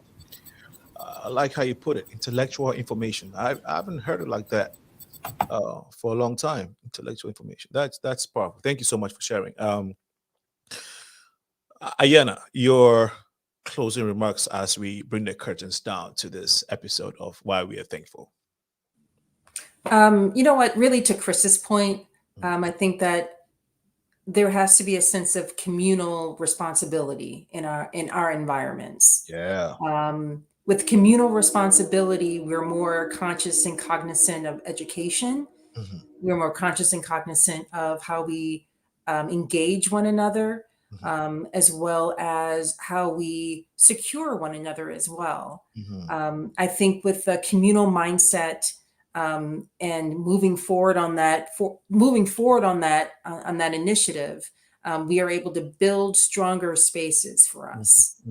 So the idea isn't not coming from the North Side, but hashtag Northsider, right? Coming from the North Side doesn't offer anything for us, for our people, but we need to create that space, as Chris had mentioned, to become a resource for the community members that live in South Shore, live on the South Side, or live on the West Side, so that other environments aren't as attractive.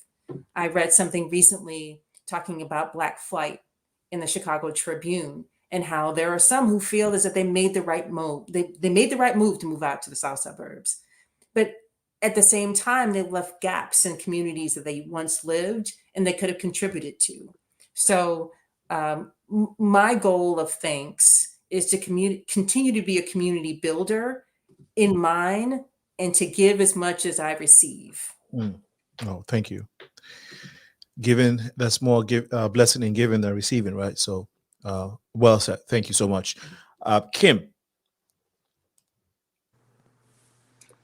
Yeah, I guess as far as what we should focus on going forward, I think overall, I would say would be to be more curious. I think we as a people need to be more curious. What I mean by that, you see someone like me, I'm from the South Side of Chicago, but I'm here representing the Brazilian Cultural Center of Chicago. And why is that? Because I've always been curious about different cultures. I always love to travel. So I say that we as a people, we need to get out. We need to travel more. We need to read more. And we need to unite and just understand that the struggles of our brothers and sisters across this planet, we are one. So their struggle is our struggle. And we need to be aware of their struggle. And we need to unite to really tackle the issues that we face as a people. And I think that's all I say. Very powerful. Oh man, I love that unity word that you threw in there. Love it. Thank you so much for sharing. AMENA, and then Attorney MERIDITH.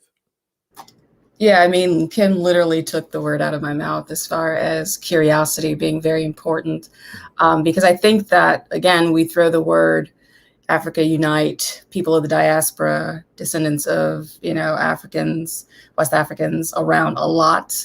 But I think you and I were talking about this, Alinko, that it's typically Black History Month or Kwanzaa or, the summer festivals of the Festival of Life. It's like it's contained within certain times of the year. And then what are we doing outside of those celebrations is really what's going to matter. Maybe not even so much for us, but just future generations, because there was a lot of effort put into separating us and keeping us kind of in a certain state of mind.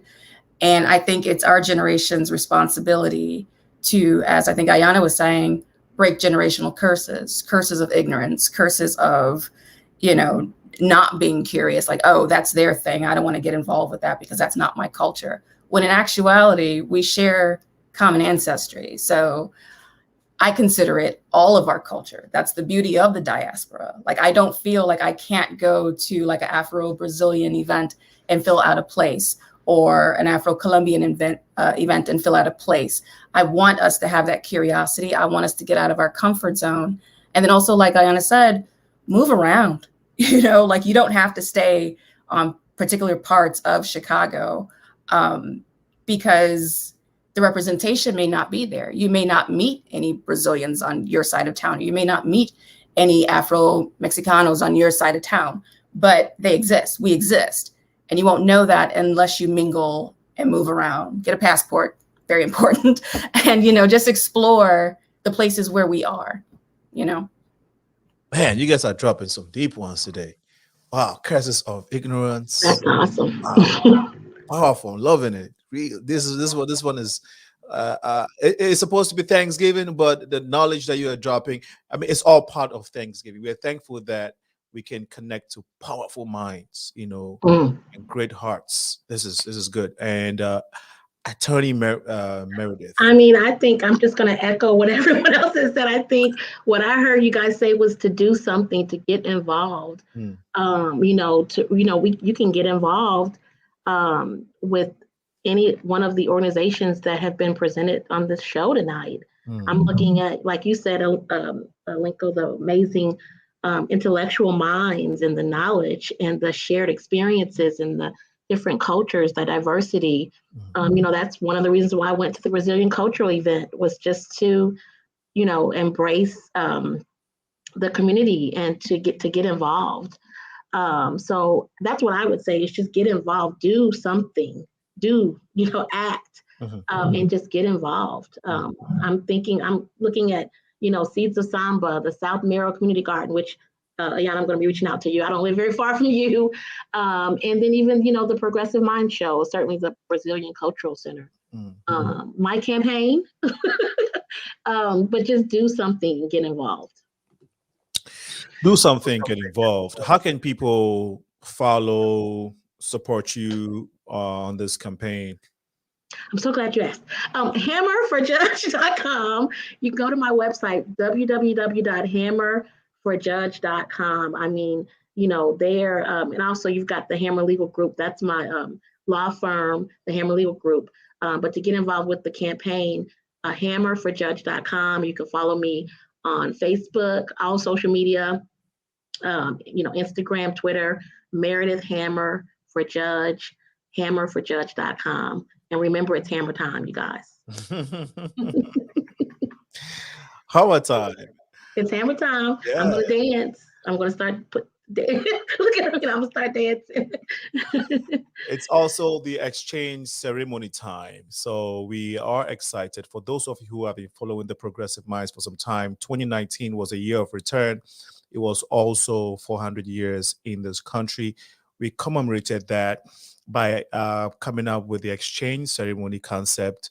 The exchange is basically exchange, what it stands for. It's what we had as Black people, what we lost, and what we have become. We had peace, we lost that peace, and we become Central America, South America.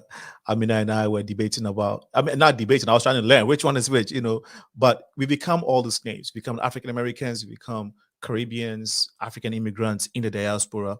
But there's it's a need from all that you guys have said. It is just in line with what the vision has been when it comes to the exchange. Like, move around, get to know, you get to find out other cultures that are similar to the African culture. And so that's what the exchange is all about, bringing the cultures, that make up the African diaspora together to celebrate us, to celebrate our heritage. So it's going to be infused with a lot of cultural and traditional things so that we can embrace the richness of our culture and promote it. We're definitely going to be honoring some very important people. It's going to be done at the Rainbow Push. February 5th, 2022 is going to be the first Saturday beginning, is the first Saturday of Black History Month. And we're tying this to Black History Month. So watch the space for a lot of information regarding this. It's going to be very, very powerful. And so we're bringing it back. We missed the opportunity to do it last year due to COVID. This year, of course, the way it was going due to COVID restrictions. But we thought, instead of doing it last minute and have to go through a lot of COVID restrictions, we wanted to tie it because we thought that Black History Month, of course, jives, is in sync with Black History Month, or at least related in connection with Black History Month. So we thought moving it to February next year will be more appropriate, even though the first time we did it was in November. So stay tuned. A lot on this is going to be rolling out. I want to really thank my guest, Attorney Meredith. I wish we had more time but hopefully we can get you back to talk about real estate planning, law, and all of that. Okay, and then of course your campaign too. And I know and I know that folks on here are going to be helping and promoting and supporting. We're all going to be supporting each other. I wanted to say lastly that recently I had to, I just went to do a physical therapy, and I was given a list. It had on there about 30 to 40 at least types of diseases and sicknesses, whatever you will call it. And I was supposed to check each one before I got processed for what I was going to do. It's physical therapy. Just get on the treadmill and do some running. And I checked everything. No. Then it dawned on me. I'm like, God, thank you. Like, God, really, I want to thank you, because I don't have none of this. And outside these 30 or 40 sicknesses, diseases, whatever, there are a lot out there that's not listed here. And if I don't have any, at least if I don't have any of this in my system, and I can move back and forth without knowing that I have this, I want to thank you. And so little moments like that, hits you, right? And especially when Thanksgiving season comes, it kind of strikes you more. It makes you sit down and want to think and reflect. And if it doesn't, we want to encourage that let it do something special than just the festive moments, the turkey and the rice and the potatoes and the gathering and the music and the chicken, because Africans, we like to party. Anything, we'll party with it. So Thanksgiving, okay, how many goats are we killing today? How many chicken are we, but whilst we're doing all of that, let's be cognizant of the essence of the cognizance of the power in the moments, okay, which is just taking that break to acknowledge family names, call out names, and thank them, and go on social media and thank people. Let them know that you remember what they did for you. Most importantly, remembering God for the life and the protection that He's given us. Wow, this has been great, and I love it. I'm loving it. I've been loving it from the beginning to now. And guys, I appreciate your coming, your sharing all the power, the knowledge that you've shared this evening. Really want to thank you. If there aren't any last words that we're missing, we would want to acknowledge some comments on Facebook. So this person says, God bless you, Sana Linko. God bless you too. Really appreciate you, brother. Great discussion. We are thankful to the Progressive Mind Show for the opportunity. This is from Akushika. She says, yep, thinking about death makes you wise. Wow, yeah. How did we miss this one? Okay, so if I wasn't able to get to your comment, if it was on YouTube, please pardon me if you sent it and I didn't see it, because sometimes that happens. People send you a comment on the feed and I'm not able to see it. Oh, okay. So yeah, I was going to miss this. So it's on my phone. Mansa Labi, Ehi, Ehi Amiyu, thank you. I forgot to mention your name. Thank you. Asti, Bennett, Amanda, all the Emmanuel, and then Dennis, all the guys who are being in the back helping with little things, helping with the big things and little things for the progressive minds. God richly bless you. Akushikov, there's some names here I'm not able to mention, but please pardon me if I've forgotten. It's not by purpose. All right, guys, any other words you want to throw in there before we check out? I just want to say thank you, Alinko, and the Progressive Mind Show. I know you work very hard to doing this and bring this all together, and I just want to say thank you so much. My pleasure. I humbly accept that. Thank you. Well, in the absence of that, really want to say thank you all for coming. Attorney Meredith Hammer, who's running for judge, IYONNA Rivers, community liaison, Kim Jones, who is a board member of the Brazilian Cultural Center, Chicago. Chris King is a king. And we have Amina. Amina also is a queen. All right. On that note, we want to thank you all for making this show a success. We shall be here next week. Have a wonderful evening, guys. Let me tell you, Sunday we're doing a show on abolition of slavery in Mauritania. Mauritania is the last stronghold of slavery, and we're bringing the people who are fighting slavery in Mauritania. You want to stay tuned. 4 p.m. Central this coming Sunday. All right. Okay, guys. Have a good night. Thank you. Bye-bye. Happy Thanksgiving. Be Happy safe. Thanksgiving, guys.